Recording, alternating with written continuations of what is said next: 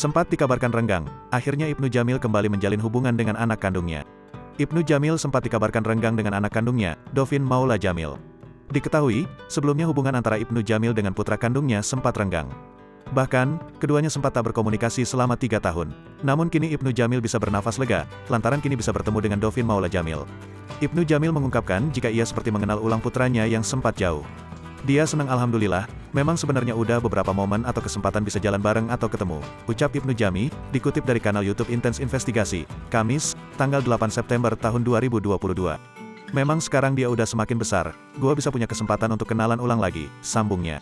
Bahkan ia juga mengatakan jika dirinya sudah sering jalan bareng bersama sang putra.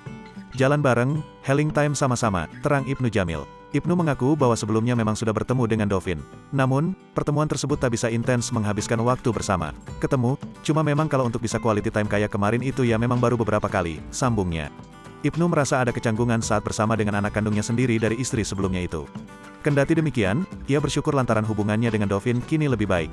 Ini lagi ngejalanin aja, pokoknya keep going. Alhamdulillah sekarang punya hubungan yang baik, imbuhnya. Sebelumnya, Ibnu memang belum bisa menghabiskan banyak waktu bersama Dovin. Namun, ia tak ingin memaksakan keadaan dan tetap memantau.